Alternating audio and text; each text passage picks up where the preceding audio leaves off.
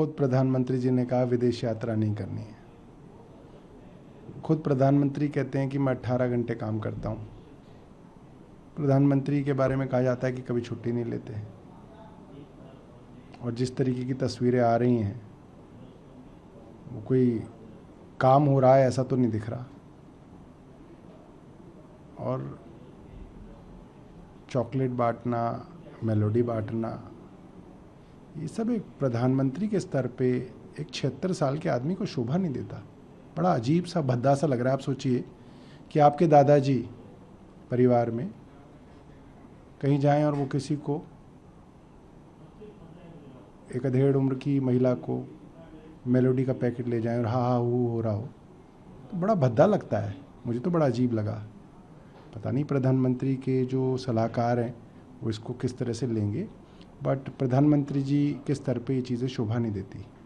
जी, ममता बनर्जी ने बीते दिनों एक मीटिंग की चुनाव के बाद अपने कार्यकर्ताओं के साथ। उन्होंने कहा कि आने वाले दिनों में बीजेपी सेंटर से आउट होगी और केंद्र में बीजेपी की सरकार नहीं रहेगी। देखिए, मेरी जितने भी लोगों से बात हो रही है या हम लोग जो भी ग्राउंड पे सोशल मीडिया पे सेंटिमेंट देख रहे हैं, हर जगह से ये इंडिकेशन आ रही है कि भारतीय जनता पार्टी और ख़ास तौर पे प्रधानमंत्री की जो लोकप्रियता है वो अब तक के सबसे निचले स्तर पे है।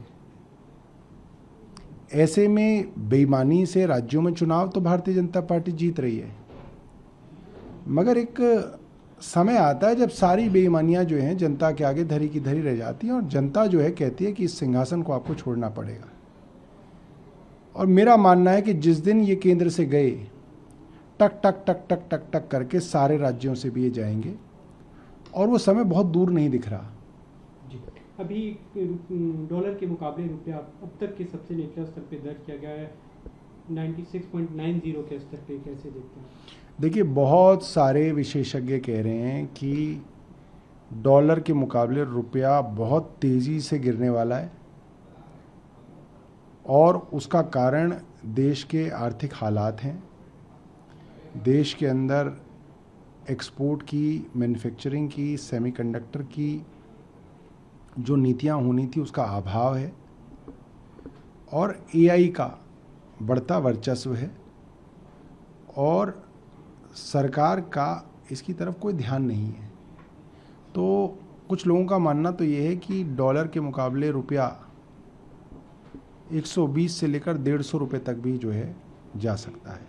जी, अभी जो जेपीसी जिस पे लगातार चर्चा करें साइमल्टेनियस इलेक्शन को लेकर के एक साथ चुनाव होना चाहिए, आम आदमी पार्टी वाला उसका विरोध करती रही। उन्होंने उसके जेपीसी के जो चेयरमैन है पीपी चौधरी, उनका बयान है, उन्होंने कहा कि अगर एक साथ चुनाव होते हैं तो 7 लाख करोड़ रुपए तक बचाए जा सकते हैं। इस पर जीडीपी में 1.6% की बढ़ोतरी हो सकती है। देखिए, आज जो पेट्रोल डीजल के दामों पर लगाम लगी वो सिर्फ इसलिए लगी क्योंकि 5 राज्यों में चुनाव थे।